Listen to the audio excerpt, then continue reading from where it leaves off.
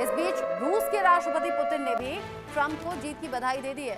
वो कह रहे हैं हमने राष्ट्रपति ट्रंप का बयान सुना है, ट्रंप सरकार से बातचीत के लिए तैयार हैं। पुतिन ने सीधे कह दिया समानता और सम्मान के सिद्धांतों पर बातचीत होगी, जंग के समाधान के लिए भी बातचीत के लिए तैयार। और ये तो बहुत बड़ी बात है। रूस यूक्रेन युद्ध के बीच में अगर पुतिन ये कह रहे हैं कि हम जंग के समाधान के लिए बातचीत के लिए तैयार हैं, और ये इंडिकेशंस पहले से लग रहे थे कि पुतिन और डोनाल्ड ट्रंप के बीच में अगर बात होती है तो हो सकता है युद्ध का कोई समाधान हो जाए। तो क्या अब समाधान की तरफ हम आगे बढ़ रहे हैं, संजीव जी? देखिए रचना जी, ये पूरा अंतर्राष्ट्रीय समुदाय इस समय का इंतजार कर रहा था कि कब अमेरिका में सत्ता परिवर्तन हो और डोनाल्ड ट्रंप वहां की कमान संभाले और फिर रशिया यूक्रेन के युद्ध के शांति के संदर्भ में कुछ शुभ समाचार मिले।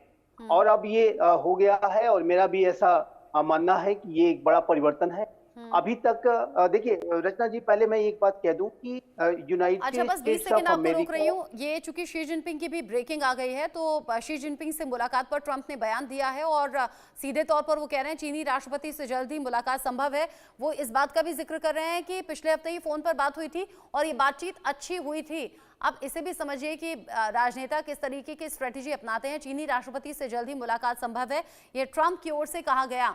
यानी एक तरफ तो चीन पर चाबुक चलाने की भी तैयारी है और वहीं दूसरी तरफ ये बताया जा रहा है कि शी जिनपिंग से बहुत जल्द मुलाकात होगी। पिछले हफ्ते फोन पर बात हुई है और ये अच्छी बातचीत है और अब मुलाकात भी होनी है। संजीव जी, इसे भी इंक्लूड कर लीजिएगा। हाँ देखिए, जो मैं कह रहा था कि रशिया और यूक्रेन के बीच का युद्ध वास्तविक रूप से महाशक्तियां लड़ रही हैं, इनडायरेक्ट तरीके से लड़ रही हैं। और ये जो लड़ाई है ये महाशक्तियों के बीच में यूरोपियन थिएटर में वर्चस्व की प्रतिद्वंदिता रही है। एक तरफ अमेरिका और नेटो है, दूसरी तरफ रशिया है और यूक्रेन की टेरिटरी का इस्तेमाल एक बैटल ग्राउंड के तौर पर किया गया।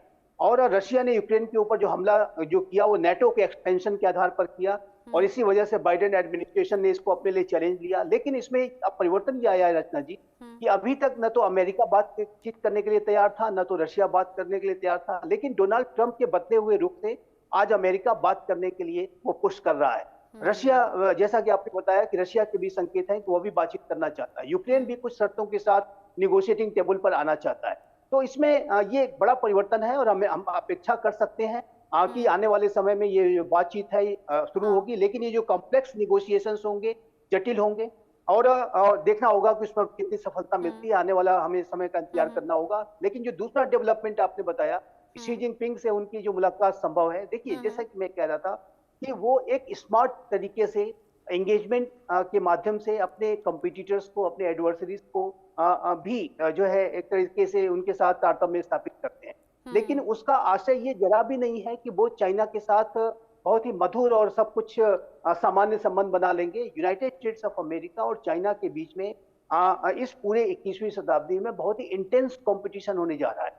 क्योंकि चाइना एक ऐसा राष्ट्र है जो कि बड़े मंसूबे के साथ अमेरिका को नंबर 2 की पोजीशन पे डालने का उसका लक्ष्य है। अपने आप को सुपर पावर और सबसे बड़ी शक्ति और बनाने इस का लक्ष्य है। कंपटीशन में डोनाल्ड ट्रंप तो बिल्कुल नहीं चाहेंगे पिछड़ना। उधर शी जिनपिंग की भी अपनी तैयारी है। ये कंपटीशन टफ रहेगा और जीतेगा कौन, मतलब 1 कौन रहेगा, 2 कौन रहेगा, इसको लेकर सिर्फ कयास लगाए जा सकते हैं। इस बीच चूंकि रूस के राष्ट्रपति पुतिन का भी हमने जिक्र किया, ट्रंप को बधाई भी दे दी है और कह रहे हैं कि राष्ट्रपति ट्रंप का बयान हमने सुन लिया है, ट्रंप सरकार से बातचीत के लिए तैयार है। यानी कि रूस यूक्रेन का जो युद्ध चल रहा है वहां भी समाधान के संकेत मिल रहे हैं। कह रहे हैं कि समान और सम्मान के सिद्धांतों पर हम बातचीत करेंगे।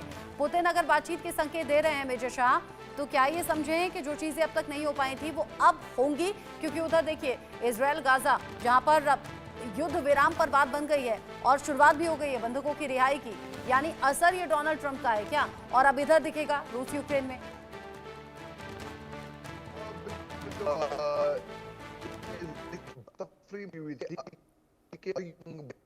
अगर जंग जाए तो डोनाल्ड साहब कुछ भी करेंगे वहां।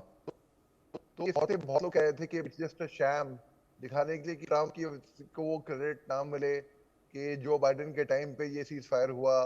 लेकिन अगर कुछ लोग कह रहे हैं कि ट्रंप को ना मिले जो बाइडेन के टाइम पे ये सीज फायर हुई, तो उसको ऐसे भी देखिए ना कि डोनाल्ड ट्रंप साहब ने कहा था कि 20 तारीख को सत्ता संभाल लेंगे।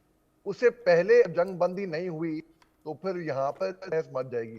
तो पहले ही जंग बंदी संडे को शाम के 4 बजे प्रिजन एक्सचेंज प्रोग्राम हुआ, बफर जोन्स क्रिएट हुए, युद्धबंदी हुई, कंडे अग्रीमेंट हुए।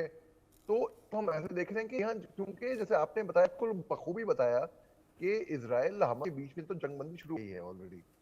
बाकी जगहों पे भी इसमें हम असर देख सकते हैं कि बाकी भी जंगबंदी मैं देख रहा हूँ कि असर आएगा।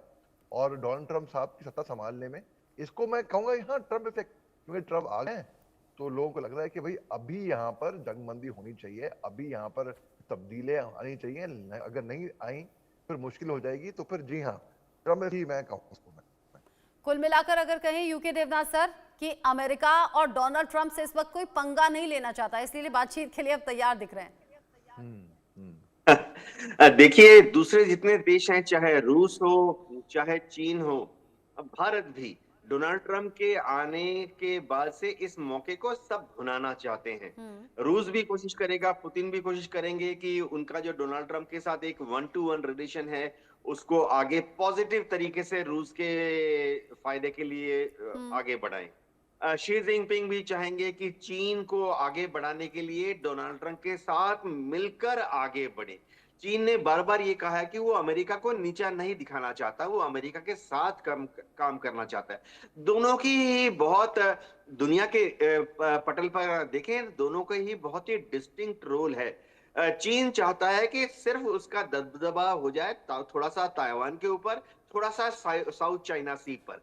अभी तक चीन ने पूरे हिंद महासागर को या भूमध्य सागर को, प्रशांत महासागर को या अटलांटिक को दबाने की कोशिश नहीं की है।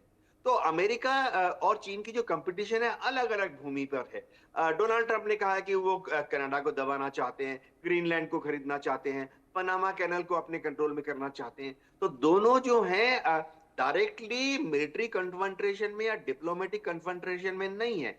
हाँ, ट्रेड के वजह से सामने आ सकते हैं। पनामा कैनल एक क्लासिक एग्जांपल है। पनामा एक सार्वभौम देश है, सॉवरेन देश है। वो पनामा कैनाल चलाने के लिए उन्होंने चीन से लोन लिया, चीन ने वहां बहुत सारी इंफ्रास्ट्रक्चर बनाई, अब चीनी कंपनियां पनामा कैनाल को चला रही हैं। डोनाल्ड ट्रंप कैसे चीन को बाहर करके पनामा कैनाल को अमेरिकन एडमिनिस्ट्रेशन के नीचे लाएंगे, ये देखना पड़ेगा, क्योंकि फौजी तरीके से तो वो ये नहीं कर सकते। हाँ। चीन को मालूम है कि फिलहाल वो बड़े और कड़े फैसले तो कर ही रहे हैं, लेकिन साथ ही साथ डोनाल्ड ट्रंप की जो अलग अलग तस्वीरें सामने आ रही है ना, उसे देखकर ये भी एहसास हो रहा है कि age is just a number. चाहे वो अकेले डांस करें या फिर अपनी पत्नी मिलेनिया के साथ में वो डांस करें, अलग अलग तस्वीरें हैं, सोशल मीडिया पर वायरल हैं। अभी अभी चूंकि शपथ ली है तो चर्चाओं में लगातार सोशल मीडिया पर भी और पब्लिक डोमेन में भी डोनाल्ड ट्रंप के चर्चे हैं। आप सभी मेरे साथ में जुड़े UK Debnath sir, Sanjeev Srivastava ji, major Shah, बहुत